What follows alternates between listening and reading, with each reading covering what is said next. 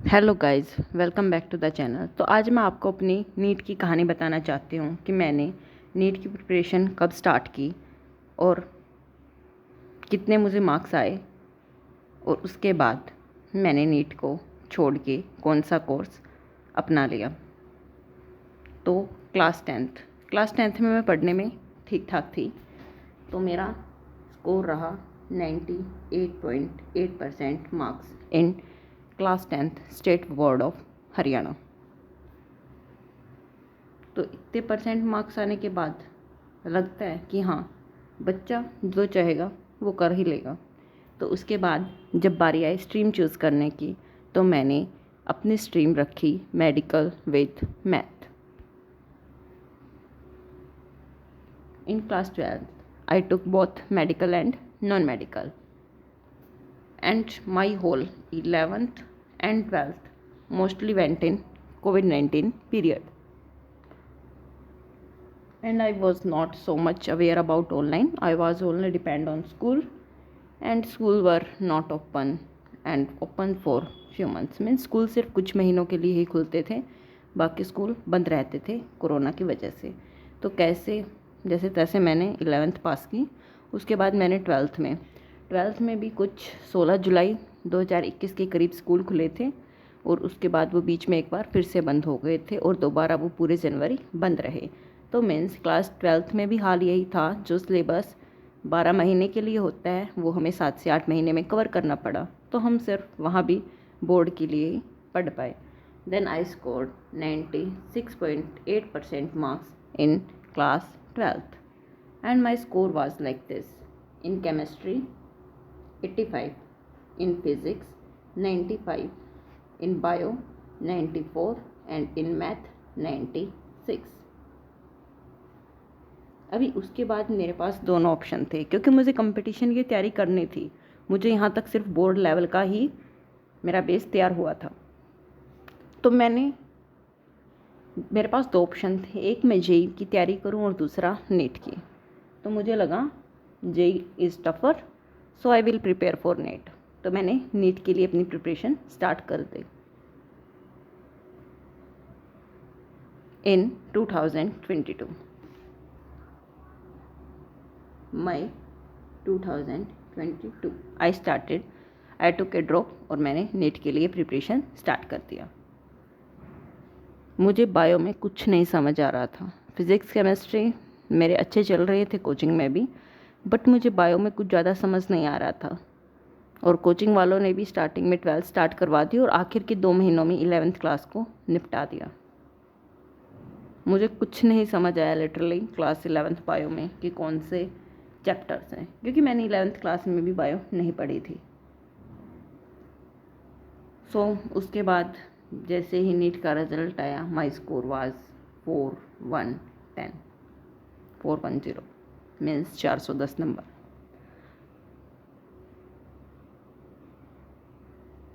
उस टाइम पे मैंने अपने नीट के साथ साथ CUET और AIIMS BSc nursing entrance exam भी दिए थे। तो मेरा CUET में मैक्सिमम परसेंटाइल फिज़िक्स में था, वो था 99 परसेंटाइल। बट मैंने सब्जेक्ट उसमें भरे थे फिज़िक्स, मैथ एंड बायो। जबकि अगर हमें किसी भी फिज़िक्स, केमिस्ट्री या मैथ ऑनर्स से हमें अपनी ग्रेजुएशन पूरी करनी है, तो PCM या PCB का कम्बिनेशन होना मस्ट है।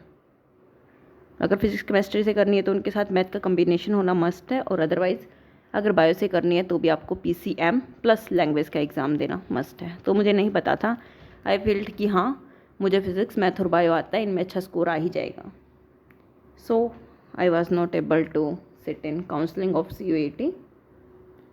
उसके बाद बचता था AIIMS BSc nursing exam. My all India rank was 1501 from general. मेरे पास EWS था, बट वो एक दिन पहले का बना हुआ था। तो जैसे ही सीट का रिज़ल्ट आया तो मैंने देखा कि 1504 रैंक पर EWS कैंडिडेट को एम्स ऋषिकेश मिला था।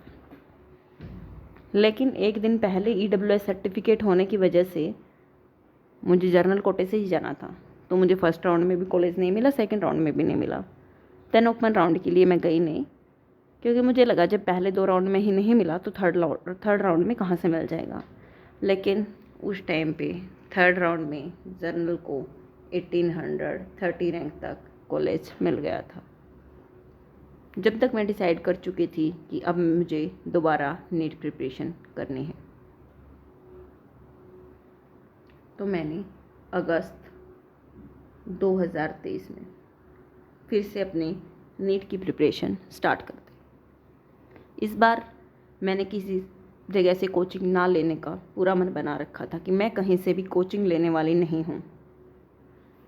तो मैं सेल्फ स्टडी करना चाहती थी और मैंने सेल्फ स्टडी की, मैंने लाइब्रेरी ज्वाइन किया और अपनी स्टडी कंटिन्यू की।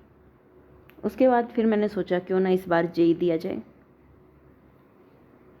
क्योंकि ये मेरा सेकंड ड्रॉप था और सेकंड ड्रॉप सिर्फ 2 ड्रॉप तक ही जेई दे सकते हैं। मैंने ड्यूरिंग 12th नहीं दिया था अपना नीट जेई, तो मैंने फर्स्ट ड्रॉप में भी सिर्फ नीट दिया था, जेई नहीं दिया था। तो मुझे लगा कि अब ये सेकंड ड्रॉप है, ये लास्ट अटैम्प्ट होंगे मेरे जेई के लिए, तो क्यों ना इस बार जेई भी दे दिया जाए।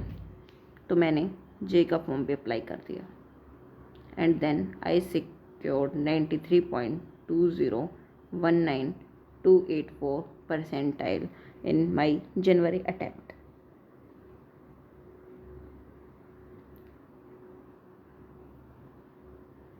उसके बाद फिर अप्रैल अटैम्प्ट में I score 91 point some percentile in JEE. तो इतनी परसेंटाइल के साथ बेस्ट काउंट हुआ था, तो मुझे कहीं ना कहीं एडमिशन मिल जाएगा। ये सोच के मैं बहुत ज़्यादा खुश थी कि हाँ, इस बार मेरा कहीं ना कहीं एडमिशन हो जाएगा, अच्छी जगह हो जाएगा। लोअर एनआईटीज़ में लोअर ब्रांच आराम से मिल जाती ईडब्ल्यूएस कोटे से। फिर उसके बाद आता है नीट का नंबर, क्योंकि अल्टीमेटली नीट भी देना है, इसके लिए मैंने प्रिपेयर किया है। और नीट में इस बार मेरा स्कोर आता है 557 मार्क्स।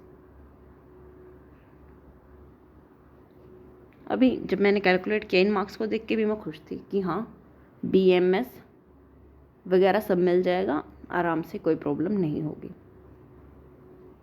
बट जैसे ही नीट का रिजल्ट आता है तो फिर पता चलता है इस बार नीट का एग्ज़ाम नीट नहीं था।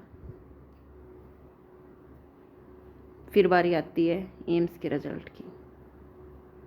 जो मैंने एम्स बीएससी नर्सिंग के लिए एग्ज़ाम दिया था, उसका रिज़ल्ट की बारी आती है।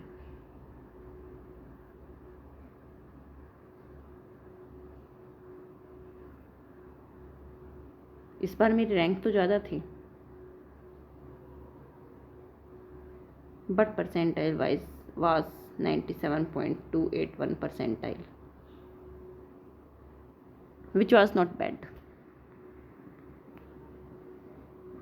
तो इस बार मैं यहाँ श्योर थी कि हाँ, मुझे यहाँ भी एडमिशन आराम से मिल जाएगा।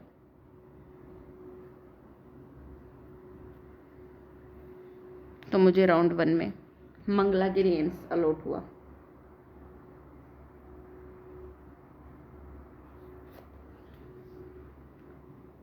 in round 1. Then in round 2 I got AIIMS Bhubaneswar, and I am very happy with this AIIMS. I don't know where is my life is taking me, but yes, I will try my best. Thanks for watching.